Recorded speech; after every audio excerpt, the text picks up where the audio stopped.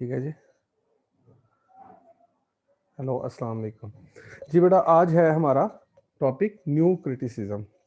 ये जैसा कि हमें पता था, मैंने कल बताया था आप लोगों को कि liberal humanism actually make a foundation, stepping stone थी। ठीक है जी। उसमें जब इंसानों को इतना ज़्यादा प्रमोट किया गया, मीन्स कि उनके जो वर्क को, मतलब ये है कि इंसानों को प्रमोट करना, ह्यूमैनिटी को प्रमोट करने का मकसद ये है कि उनके वर्क को, कि भाई जो बात करते हैं वो दैट इज़ टाइमलेस, राइट। जब वो मतलब उनके अंडरस्टैंड करने के लिए उनके टेक्स्ट में उन्होंने इस तरह टेक्सचर बनाया होता है टेक्स्ट को, कि वो उनको अंडरस्टैंड करने के लिए हमें जस्ट जो है ना काफ़ी डीप जाना पड़ता है। मीन्स कि उनको हमें हिस्टोरिकल बैकग्राउंड, उनका कोई जो है ना सोशियो पोलिटिकल बैकग्राउंड या प्री कंसीव नोशन या बायोग्राफिकल अप्रोच कुछ भी नहीं चाहिए। जस्ट ये न्यू क्रिटिसिज्म उनसे ये आइडिया लेके आगे ये बात किया कि मतलब टेक्स्ट के अंदर ही इतनी एम्बिग्विटीज होती हैं, इतनी ज़्यादा डेप्थ होती है कि उनके मीनिंग को अंडरस्टैंड करना very hard to understand. Like मैंने जैसे आपको बताया भी था, इसमें जो फाउंडर्स हैं वो उन्होंने बेस लिया टीएस इलियट के आइडियाज से। ठीक है जी। ट्रेडिशन एंड इंडिविजुअल टैलेंट के अंदर जो टीएस इलियट है वो ये बात करता है कि इम्पर्सनैलिटी ऑफ पोइट्री, मीन्स कि वो रोमांटिक जो इंस्पिरेशन है उसको वो निगेट कर रहा है। वो कहता है कि टेक्स्ट के अंदर पोइट को अपना जो है ना चीज नहीं शामिल करनी चाहिए, राइटर को, क्रिटिक को, ठीक है जी, अपनी कोई पर्सनल ओपिनियन कोई भी नहीं शामिल करनी चाहिए, बल्कि वो उसके साथ उसको ट्रस्ट वर्दी होना चाहिए, ऑब्जेक्टिव होना चाहिए। यही चीज जो थी मैथ्यू आर्नल्ड ने भी की, ऑब्जेक्टिविटी उसने डिमांड की। तो इस तरह न्यू क्रिटिसिज्म ने इस तरह बेस बनी। और ये दो लोग थे जिन्होंने ज्यादा, तीन, जिसका मैंने लिबरल ह्यूमनिज्म में भी उन्होंने कंट्रीब्यूशन किया है, और यकीनन फिर लिबरल ह्यूमनिज्म के ही इन्हीं आइडियाज को ही वो आगे जल के न्यू क्रिटिसिज्म बनता है। उसमें आई ए रिचर्ड्स हैं, ठीक है जी, और वो दूसरा विलियम एम्सन है, और एफ आर लेवीज हैं। तो ये दो तीन लोग हैं जिन्होंने अपने अपने आइडियाज को न्यू क्रिटिसिज्म में प्रमोट किया। फिर new criticism and practical criticism, what is the difference between these two? Only there is only difference के जो है ना प्रैक्टिकल क्रिटिसिज्म वाले भी ऑलमोस्ट सेम ही हैं, कि वो कहते हैं कि मतलब जो है ना बाकी चीज़ को अगर उसकी टून को समझ लिया जाए, पोइम की टोन या किसी नॉवल की टून को समझ लिया जाए, उसके कंटेंट्स को समझ लिया जाए, उसके सेंस को समझ लिया जाए, तो उसके इमोशन को समझ लिया जाए, तो मीनिंग्स समझ आ सकते हैं। तो मीन्स के प्रैक्टिकल क्रिटिसिज्म वाले भी फिगर्स ऑफ स्पीच को ज़्यादा प्रमोट करते हैं। तो इस तरह ये न्यू क्रिटिसिज्म ने बेस ली 20th सेंचुरी के अंदर। तो name given to a style of criticism advocated by a group of academics writing in the first half of the 20th century. तो इन्होंने लिखा, जो ये वो लोग थे, ये उनको कहा जाता है। ठीक है जी। ये स्लाइड आगे मूव नहीं कर रही। अच्छा जी, मैं इस तरह से कर लेता हूँ।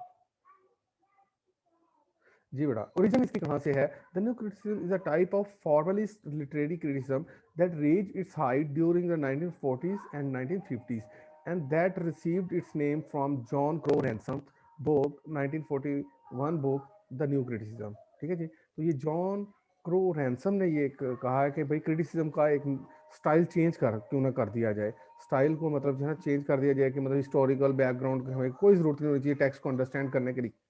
तो जस्ट और जस्ट टेस्ट को देखा जाए तो चीज़ें समझ आ जाए। अब मैंने बताया था कि इसके ओरिजिन जो है क्रिटिसिज्म ऑफ टीएस इलियट है, theories of I A Richards हैं, practical practice of William Empson है। विलियम एम्सन ने जो है ना वो 7 टाइप्स ऑफ एम्बिग्विटी बयान की है, कि भाई टेक्स्ट को इतना अंडरस्टैंड करना इजी नहीं होता जितना कि वो लग रहा होता है, बल्कि वो टेक्स्ट नहीं होता, टेक्सचर होता है, उसके अंदर से चीज़ों को बड़ा मैकेनिकली उनको अपोज किया जाता है। तो इसलिए उसके अंदर एम्बिग्विटीज होती हैं, कि मतलब एक ही लैंग्वेज को, एक ही वर्ड को मतलब मुख्तलिफ तरीके के साथ जो है ना, मतलब इनको लिंग्विस्टिक्स को इन्होंने ज़्यादा प्रमोट किया, कि भाई जो वर्ड्स हैं, जो टेक्स्ट हैं, सिंटिक्स हैं, उनका एक्सेंट कुछ और होता है, मीनिंग कुछ और होता है। तो सिमेंटिक्स यहाँ से ही बेस कर रही होती है। तो ये रिचर्ड्स का मैंने बताया कि उसने भी प्रैक्टिकल क्रिटिसिज्म को प्रमोट किया। तो ये दोनों तकरीबन ऑलमोस्ट सेम है। ठीक है जी। उसके बाद है जी इनकी डेफिनेशन। इसका मतलब न्यू क्रिटिसिज्म में टेक्स्ट को किस तरह देखा जाता है? Text as autonomous and close meaning, मतलब क्लोज रीडिंग को प्रमोट किया जा रहा है। That everything that is needed to understand a work is present within it. वो कहता है कि आपको अंडरस्टैंड करने के लिए टेक्स्ट को ही देखना पड़ता है। मीन्स के उन्होंने टेक्स्ट के ऊपर जोर दिया कि आप टेक्स्ट को, टेक्सचर को समझें कि ये किस तरह डिज़ाइन किया गया है। अगर आपको उसके अंदर पैराडॉक्स को समझ आ रहा है, अगर आपको उसके अंदर आयरनी समझ आ रही है, आयरनी समझते हैं ना आप लोग, कि आयरनी में ये होता है कि मुझे कल भी मैंने एक्सप्लेन किया था कि to show one thing while you mean another. ठीक है, जैसे कोई किलर हो और आप उससे कहें कि you are very nice man, okay, तो he would come to understand कि जो बात मीनिंग इसका कुछ और आ रहा है, बात का मकसद कुछ और जा रहा है। इट मीन्स कि इस तरह पता चला कि आगे चल के ये फॉर्मलिज्म और ये जो स्ट्रक्चरलिज्म है, इन्हीं चीज़ के ऊपर बेस करेगा कि भाई लैंग्वेज जो है ना वो आर्बिट्ररी है। लैंग्वेज के मीनिंग्स को समझने के लिए जो है ना इन्होंने इसी बेस पे फिर आगे ज़्यादा थ्योरीज बनी, और ये रशियन फॉर्मलिज्म और ये स्ट्रक्चरलिज्म इन्हीं की बेस है। The reader does not need. अच्छा, उसके बाद ये टेक्स्ट को भी बड़ा इंपॉर्टेंस दे रहे हैं, और साथ साथ ना रीडर की भी बहुत ज़्यादा जो है ना वो प्रमोट कर रहे हैं कि भाई रीडर रिस्पॉन्स खुद से निकाले मीनिंग्स। ठीक है, जैसे मैंने अभी आपको कल आई रिचर्ड्स के बारे में और मजीद पढ़ाऊंगा तो उसमें बताया जाएगा, मैंने थोड़ा मेंशन भी किया हुआ है कि उसने 2 स्टूडेंट्स के ग्रुप को डिफाइन कर दिया और कहा कि एक को बता दिया कि भाई ये बायोग्राफी है आथर की, और दूसरे को नहीं बताया। तो जिनको नहीं पता था उन्होंने ज़्यादा मीनिंग्स निकाल लिए बजाय इसके कि जिनको राइटर के टेंडेंसीज का पता था, उसको उनकी बायोग्राफी का पता था। ठीक है जी। तो उसके बाद methods previous to new criticism.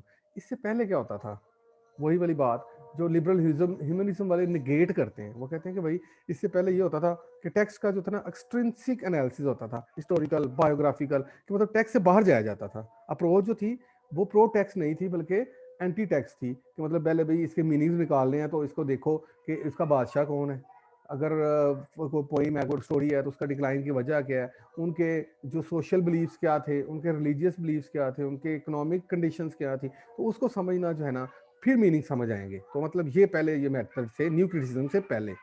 Moral and philosophical, तो न्यू ह्यूमनिस्ट ने ये कहा कि भाई हम जो है ना मॉरली फिलोसफिकली देखा जाता था कि क्या चीज़ें उन वक्त की मोरालिटी क्या कर रही थी। ठीक है जी। और उसके बाद इम्प्रेशनिस्टिक क्रिटिक्स जो थे वो भी मतलब जो है ना आगे ये रोमांटिक स्कूल ऑफ थॉट वाले हैं, तो मतलब वो भी बायोग्राफी की तरफ जाते थे लेके। तो मतलब ये बातें जो थी मतलब ये previous to the new criticism थी। ठीक है। जबकि क्रिटिसिज्म ने क्या किया, उसने आके ये कहा कि भाई मीनिंग समझने हैं तो टेक्स्ट के अंदर से समझें आप लोग। जी, ये हो गया। हाँ जी। Critics of first seminal, first range के क्रिटिक्स कौन है न्यू क्रिटिसिज्म के अंदर? I A Richard. जैसे मैं इनका बता भी चुका हूँ, थोड़ा थोड़ा इंट्रोड्यूस करवा चुका हूँ। फर्दर हम इनको वन बाय वन पढ़ेंगे ताकि थोड़ा सा इनके हमें डेप्थ का, इनके आइडियाज़ का पता चल जाए कि what they want to convey to the others. William Empson मशहूर बुक, ये हमने लिबरल ह्यूमनिज्म के वक्त भी कहा था कि इनके आइडियाज़ की वजह से टेक्स्ट को ज़्यादा इंपॉर्टेंस मिली, और बीच में से हिस्टोरिकल बैकग्राउंड और वो सारी चीज़ें निकाल दी गई। और एम्बिगुइटी में मैंने जैसे आपको बताया कि मीनिंग्स को अंडरस्टैंड करना बहुत एम्बिगुअस होता है, उसमें 7 किस्म के जो है ना प्रॉब्लम्स आती हैं, तो उसने इन वन बाय वन उनको एन्यूमरेट करवाया है। T S. Eliot, Hamlet and his problems और tradition and the individual talent, तो इसको भी हम इंशाल्लाह डिस्कस करेंगे। ठीक है जी। ट्रेडिशन एंड इंडिविजुअल टैलेंट के अंदर क्या वो कह रहा है, तो किस तरह वो लोगों को इम्पर्सनैलिटी की तरफ लेके जा रहा है। वो कहता है कि जो डीपर्सनलाइजेशन की तरफ लेके जाता है। वो कहता है कि जब जो राइटर होता है उसकी बॉडी तो ऐसे होती है जैसे कोई स्पेक्टेकल, यानी कि जब साइंटिफिकली हम देखते हैं किसी चीज को, एक केमिकल दो मिला रहे होते हैं, जबकि जिस ज़रूफ के अंदर या स्पेक्टेकल के अंदर हम चीज मिलाते हैं वो मिक्स दोनों चीजें, मतलब हमने कोई चीज एक जगह मतलब पानी है एक है और चीनी है, और उसके बाद क्या वो मिक्सचर बन गया, वो महलूल बन गया। लेकिन वो जो कंटेनर था या जो स्पेक्टेकल था, दैट रिमेन्स द सेम। तो इस तरह वो उसने कहा कि पोइट की पर्सनैलिटी का कोई रोल नहीं होता while creating any literary piece of work. तो इसलिए वो ना डीपर्सनलाइजेशन इम्पर्सनलाइजेशन की तरफ बात करता है। वो आगे चल के इसके कुछ और भी मेन मेथड्स हैं, वो भी हम डिस्कस करेंगे इंशाल्लाह जी। उसके बाद है जी ये क्रिटिक्स सेकंड सेमिनल, मतलब जो है ना वो लोग हैं ये वाले जो पहले रेंज के वो थे। दूसरे लोग ये हैं जिन्होंने न्यू क्रिटिसिज्म को ज़्यादा प्रमोट किया। क्लिनेथ ब्रुक्स है, आर.पी. ब्लैकमोर है, रॉबर्ट पेन वारन है, W.K. विमसेट है। उसके बाद जी phenomena, actions and interpretive practices new criticism oppose as irrelevant to literary criticism. अब ये देखें ना किस तरह लिटरेरी क्रिटिसिज्म से जो है ना oppose, author's intentions, biographical fallacy, genetic fallacy, reader's affective response, impressionism, relativism, paraphrase, hearsay of paraphrase, poem as artefact versus poem as meaning. तो ये इनका दूसरे लोगों के खिलाफ कंट्रास्ट है। तो इस तरह ये लोग जो है ना ये डिमांड करते हैं कि किस तरह मीनिंग्स को आपने अंडरस्टैंड करने के लिए इन चीज़ों को इग्नोर करना होगा। Difference between early and later stage of new criticism. अब ये डिफरेंस है कि जो पहले वाले थे और दूसरों का, irony, ambiguity and paradox. What is paradox? That is also another question, literature के अंदर पैराडॉक्स बोला जाता है। तो पैराडॉक्स का मतलब ये होता है कि अजीब किस्म की बात, जैसे child is a father of man, कहाँ चाइल्ड कहाँ फादर, ठीक है जी। तो ये दो बातों को, अपोजिंग बातों को जब एक सेंटेंस के अंदर जेक्स्टापोज किया जाता है तो उससे क्या कहते हैं, पैराडॉक्स। तो पैराडॉक्सिकल रिमार्क्स बहुत सारे होते हैं। अब अगर हम पोइम पढ़ें, कोई प्ले पढ़ें, कोई मतलब ड्रामा पढ़ें, तो हमें पैराडॉक्सेस को देखें तो मीनिंग समझ आते हैं। मतलब इनका क्लेम ये है। आयरनी का मैंने बता चुका हूँ, difference between appearance and reality. और आयरनी की टाइप्स भी हैं, हम मुख्तलिफ तरह से चीज़ों को ह्यूमरसली बयान कर सकते हैं। मसलन वर्बल आयरनी है, जैसे मैंने अभी बताया था एग्जांपल, कि किसी को ये कहा जाए कि आप बहुत अच्छे हैं जबकि वो बहुत बुरा हो। एम्बिगुइटी के अच्छा आयरनी, और वो जो है ना उसके बाद आयरनी ऑफ करेक्टर आ गया। तो मतलब करेक्टर ऑफ आयरनी मतलब जिस तरह हमने एडिबस को समझा कि he is a noble king, but he become very ruthless, जो है ना क्या कहते हैं कि एक किलर बन गया right toward the end of the day. तो ये आयरॉनिक था कि हम उसके करेक्टर को बड़ा ज्यादा एक्सपेक्ट कर रहे थे कि वो इस तरह का होगा, लेकिन उसने बिल्कुल अपोजिट शो किया। तो वो आइडिया ऑफ करेक्टर है। आइडिया ऑफ सिचुएशन में भी यही होता है कि करेक्टर जो होता है वो अपने सिचुएशन को समझ नहीं पा रहा होता, ठीक है जी। तो वो कंट्रास्ट कर रहा होता है। तो ये तमाम किस्म की चीज़ों को वो कहते हैं कि समझ लें तो आपको बहुत सारे मीनिंग समझ आ सकते हैं। जी बेटा, इसके बाद है are on only a few of the poetic figures which a new critical reading might discover, employing the thematic connotations implied in a poem। कहता है कि इन चीज़ों को अगर वो उन्होंने इसका थीमेटिक कॉनोटेशंस, यानी कि उनका थीम के कॉनोटेशन समझते हैं आप। कॉनोटेशन का मतलब ये होता है, डिनोटेशन का मतलब होता है कि जो लफ्जी मीनिंग्स होते हैं, और कॉनोटेशन का मतलब क्या होता है, मेटाफोरिकल मीनिंग्स, इंप्लाइड मीनिंग्स, यानी कि इनडायरेक्ट मीनिंग्स।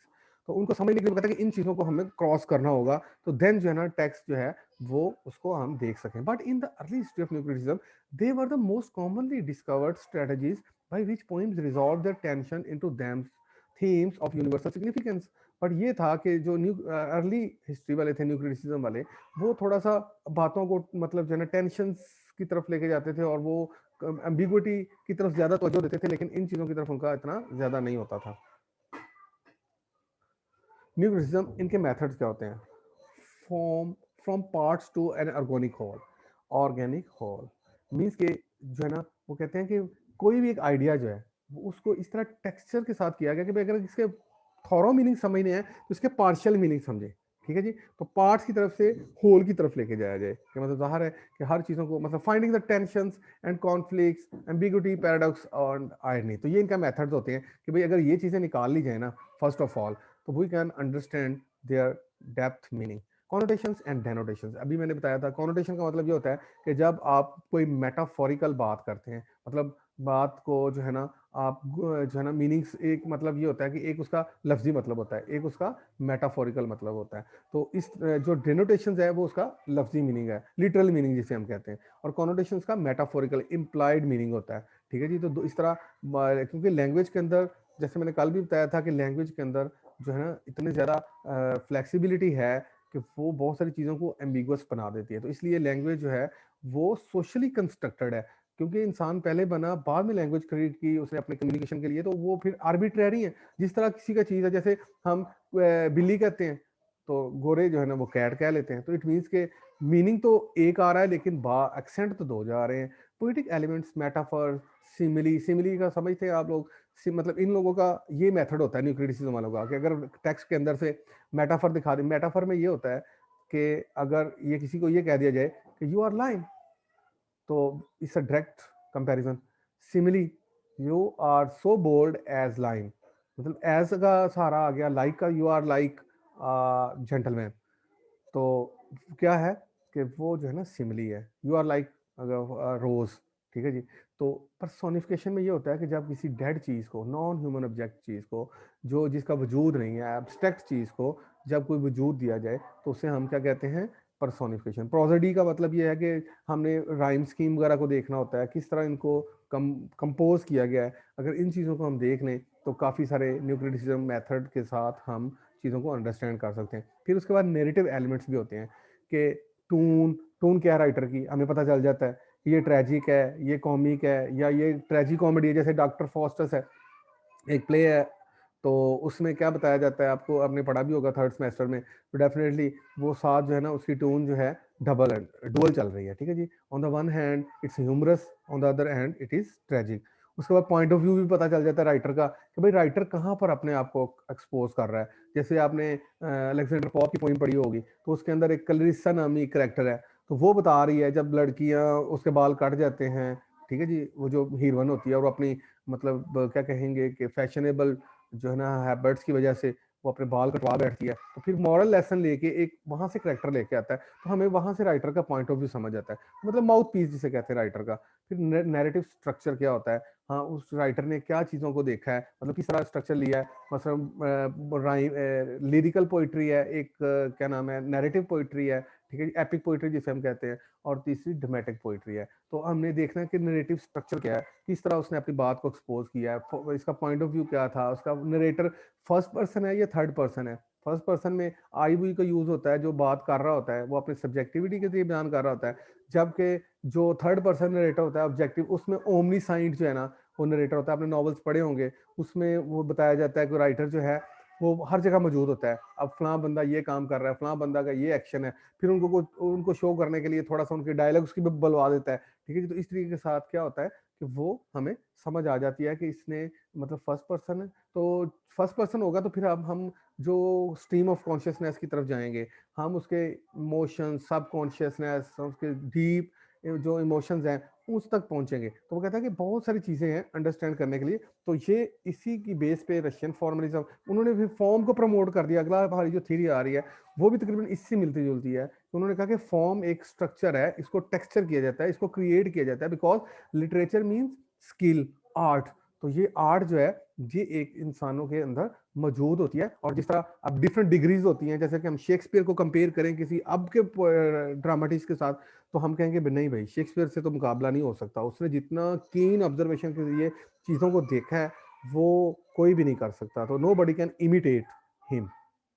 सो इस तरह की चीज़ों को अगर समझा जाए तो न्यू क्रिटिसिज्म के जरिए हम अपने मेथोडोलॉजी अप्लाई कर सकते हैं, and we can make hypothesis out of it, and we can verify many other things. What comes after new criticism? उसके बाद ये फिर क्या चीज़ें आ गई जब इन्होंने अपनी इस थॉट को प्रवेल किया, T S Eliot, I A Richards और विलियम एम्सन वगैरह ने जब इतना एम्फेसाइज किया कि भाई text holding a lot of importance, तो then what happens after their arrival? Textuality rather than text. Means की टेक्सचुअलिटी समझते हैं कि जिस तरह फैब्रिक बुना जाता है, उसके अंदर धागे जो होते हैं उनको जो है ना क्रॉस किया जाता है, उनको टेढ़ा किया जाता है और उसके साथ एक पैटर्न बनाया जाता है। सिमिलरली यहाँ पर भी इस जो राइटर होता है वो अपनी चीज़ को इसी तरह ही बयान कर रहा होता है, placing the text back in its context.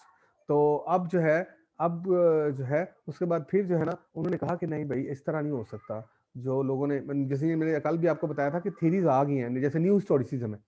New स्टोरिसिज्म यही कहती है, जो आप जब इंशाल्लाह जब आप लोग ये जो है ना करेंगे नेक्स्ट आपकी जो आएंगी लिटरेरी थ्योरी, उसमें न्यू स्टोरिसिज्म भी आपको आएगी नजर। वहां पर ये होता है, वो कहते हैं कि भाई no text can be understood, no isolated form, seeing the author and reader as conditioned subject but not godlike creator able to transcend their socio historical conditions। अब ऑथर को जरूर मतलब जो है ना एक कंडीशन सब्जेक्ट समझा जाता है कि जाहिर है जिस जगह पर वो रहा होगा इन्फ्लुएंस तो हुआ होगा, इकोनॉमिक कंडीशन डेफिनेटली, जैसे आजकल की हार्ड इकोनॉमिक कंडीशंस हैं, आजकल कोई राइटर लिखे तो डेफिनेटली वो स्टायर भी कर सकता है, वो ये भी लिख सकता है कि क्या इस तब्दीली ने हमें कुछ दिया है या हमारे से कुछ लिया है।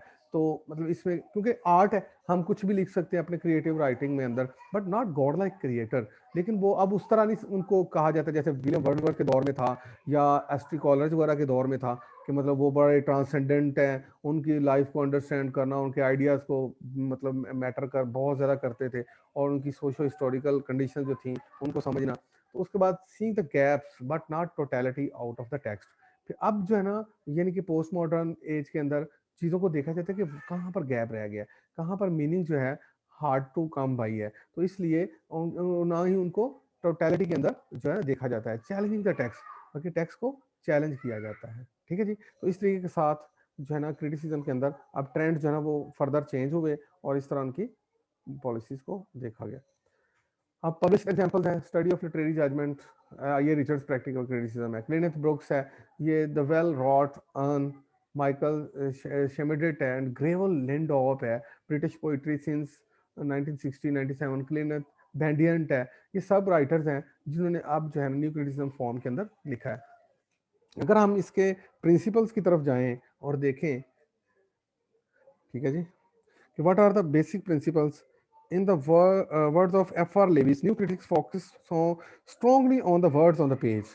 तो इसका पहला प्रिंसिपल तो ये बना कि ये क्लोज रीडिंग की तरफ लेके आता है, बेंड करता है हमें, ठीक है जी, कि क्लोज रीडिंग करें बजाय इसके कि आप सोशो पोलिटिकल या प्री कंसीव नोशन या बायोग्राफिकल अप्रोच अप्लाई करें। New critics want to know how the work speaks itself through the words on the page, because they are always curious to know कि how the words are containing different meanings while through their ambiguity, through their irony, through their जो है ना ambiguity और irony और paradoxical remarks। figures of speech, ये figures of speech में भी सारा कुछ आ जाएगा इंशाल्लाह। जब हम ये देखेंगे प्रैक्टिकल क्रिटिसिज्म तो उसमें figures of speech को हम थोड़ा सा डिटेल से भी पढ़ लेंगे। सिंबल्स हैं, what is symbol? Symbol mean कि जब कोई कंक्रीट ऑब्जेक्ट कोई एब्स्ट्रैक्ट आइडिया को देती है, ये समझ लें कि पर्सोनिफिकेशन का अपोजिट होता है। पर्सोनिफिकेशन में ये होता है कि एब्स्ट्रैक्ट चीज जब कोई कंक्रीट चीज को रेफर किया जाता है, जबकि सिंबल्स में ये होता है कि जब कोई एब्स्ट्रैक्ट चीज जो है, कंक्रीट चीज एब्स्ट्रैक्ट चीज को दिए मीनिंग्स। तो उसके बाद new critics are also interested in how the parts of a text relate to create harmony, order, यानी कि ये चीजें देखते हैं नरेटिव स्ट्रक्चर को कि किस तरह हार्मनी बन रही है। देखें जी, पहले एक्ट में ये था, दूसरे में ये था, तीसरे में ये था, और ये कितना जबरदस्त आइडियल मतलब टेक्स्ट के अंदर उसने टेक्सचर किया है, तो इस चीजों को देखा जाता है। टेंशन, टेंशन का भी मीनिंग ये है कि literal meaning plus metaphorical meaning, denotation और कॉनोटेशन का देखा जाता है, ठीक है जी। उसके बाद है जी पैराडॉक्स, सेल्फ कॉन्ट्राडिक्टरी स्टेटमेंट, जैसे मैंने भी आपको बताया था कि child is the father of man, कि वो खुद से ही मतलब अपोज कर रही है कि भाई it's hard to come, how is it possible, however paradox also hold a literal truth in it, ठीक है जी। उसके अंदर थोड़ा सा सच भी होता है, जैसे कि हम देखें, अगर हम इस के जो है ना वैल्यू को देखें, मीनिंग को समझ आ जाएगी हमें थोड़ी सी, कि child is a father of man, ये पैराडॉक्स है ना। तो इसमें ये है कि देखें कि बच्चा कैसे फादर हो सकता है मैन का, लेकिन ये भी है some time at some point of time के जहाँ पर एक ट्रुथ है कि यकीनन बच्चे कुछ ऐसी बात भी कर जाते हैं जो इंसान ने अपने रियल लाइफ के अंदर कभी एक्सपीरियंस भी नहीं की होती, तो इसलिए कहा जाता है कि they are very innovators, they are very creative. तो ये पैराडॉक्स है जी। एम्बिवलेंस, को एग्जिस्टेंस ऑफ अपोजिंग फीलिंग्स, कि कहाँ कहीं पर राइटर जो है वो मतलब जो है ना बड़ा सैड हो रहा है, उसकी टून को देखें किस तरह एम्बिग्विटी और एम्बिवलेंस क्रिएट कर रहा है। और new critics are primarily concerned with the language, verbal meaning and the overall structure of the text। एक उनको वर्बल मीनिंग से है, मीनिंग कहाँ पर गए, पैराडॉक्सेस से ढूंढेंगे, आयरनी के अंदर से ढूंढेंगे, एम्बिगुइटी के अंदर से ढूंढेंगे, और अदर फिगर्स ऑफ स्पीच के अंदर से भी वो फाइंड आउट करते हैं। New criticism deal with how a work can be read objectively and accurately bye examining the structure and form. वो कहता है कि अगर हम स्ट्रक्चर एंड फॉर्म को जो है ना वो देखा जाए तो फिर बहुत तरीके से हमें मीनिंग समझ आ सकते हैं। Therefore new critics conclude that there is one single और correct interpretation of a text. तो वो कहता है कि उनकी उनके मुताबिक यही है कि यही करेक्ट और इंटरप्रिटेशन ऑफ अ टेक्स्ट है कि अगर हम इसको देखें बड़ा ही जो ना closely, minutely. New criticism is not concerned with external circumstances like that has also been mentioned earlier, कि मतलब biography of author, historical context, social condition at the time of production। तो ये इनकी सिमिलैरिटी है with liberal humanism. Liberal humanism भी text को promote कर रहे थे, न्यू क्रिटिसिज्म तो अब बेस बना लिया उन्होंने, कहा कि भाई अगर कोई किसी चीज़ को समझना है तो एवेल्यूशन करनी है, क्रिटिसिज्म करनी है, तो आप जो है ना जस्ट उसके वर्क ऑफ आर्ट, जो भी आपका पोइट्री है, नॉवल है, ड्रामा है, उसको आप देखें। They have a minimal interest in the content of the text. उनको कॉन्टेक्स्ट के साथ नहीं होता, मेन आइडियाज के साथ जो है ना बहुत कम इंटरेस्ट होता है, जबकि उनको वर्बल चीज़ों को देखते हैं। तो तकरीबन फॉर्मलिज्म भी यही कुछ ही कर रही होगी, ठीक है जी। तो इसके एडवांटेजेस ये हैं, the approach can be perform without much research. ये वाली जो है ना मतलब आपको ज़रूरत नहीं है, मतलब आपने अमेरिकन राइटर लिखना है तो अमेरिकन जैसे कि ब्लैक्स लिख रहे हैं, ठीक है जी, तो उन्होंने अफ्रो अमेरिकन जो है उनके एक्सपीरियंस को समझने के लिए हमें उनका हिस्टोरिकल कॉन्टेक्स्ट पढ़ना पड़ेगा, हमें आथर की बायोग्राफी देखनी पड़ेगी कि ये कहाँ कहाँ पढ़ा है, कहाँ कहाँ। जैसे टोनी मॉरिसन है, आजकल वो अपने मिसाइल के बारे में लिख रही है फीमेल्स के, तो she is a Nobel laureate. तो उनको अंडरस्टैंड करने के लिए हमें इतना ज़्यादा जो है ना वो बड़ी रिसर्च करनी पड़ेगी, जबकि इसका एडवांटेज ये है कि आप जो है बड़े आराम से आप उसके टेक्स्ट को देखें, वहाँ कहाँ कहाँ आपको ये चीज़ें पॉइंट आउट हो रही हैं जो अबव मेंशन्ड है, तो easily you can create your own meaning through the text. So disadvantage इसका ये है कि text is seen in isolation. एक ये नुकसान होता है कि हम सम टाइम्स जो है ना मिसअंडरस्टैंड कर जाते हैं, जब हमें यही नहीं पता होगा लिटरेरी बैकग्राउंड क्या थी या कुछ ऐसी चीज़ें क्या थी, तो new criticism ignore the context of the work. तो ये यकीनन ये कॉन्टेक्स्ट को इग्नोर कर देता है, हमें नहीं पता होता कि ये कहाँ बात जो है ना ये हुई थी, कहाँ नहीं मौजूद, तो हम अपनी तरफ से फिर एम्बिगुइटी जो क्रिटिक होते हैं वो भी निकाल देते हैं, तो इसका ये डिसएडवांटेज है। ठीक है जी। उसके बाद it tends to reduce literature to little more than a collection of rhetorical devices. Just rhetorical devices की तरफ ले आएगा, हम मीनिंग्स निकालना हमारे लिए बहुत मुश्किल हो जाएगा। तो इस तरीके के साथ हमने ये चीज़ें देखी कि न्यू क्रिटिसिज्म के अंदर वो हमें बता रहे हैं कि किस तरह हमें जो क्लोज एनालिसिस करना होगा, प्रैक्टिकल क्रिटिसिज्म करनी होगी। प्रैक्टिकल क्रिटिसिज्म वाले भी इसी चीज़ को कहेंगे, वो टेक्स्ट को ही बार बार देखेंगे, इसकी टून क्या है, इसके, क्योंकि उसने ये भी कहा है इमोटिव लैंग्वेज और जो है ना इंटेलेक्चुअल लैंग्वेज। इंटेलेक्चुअल लैंग्वेज वो होती है जो हम रोजाना यूज करते हैं, और इमोटिव लैंग्वेज वो होती है जो पोइटिकल हम कंपैरिजन के साथ करते हैं, सिमिलीज, मेटाफर्स और इस तरह की चीजें हम यूज करते हैं। तो इस तरीके के साथ आप लोग जो हैं जो भी क्वेश्चन हो वो मुझे बता दीजिएगा। ठीक है जी। तो डिस्कशन सेशन के अंदर तो इंशाल्लाह ताला वो भी रिजॉल्व हो जाएगा, तो I think it will be very hopeful. ठीक है।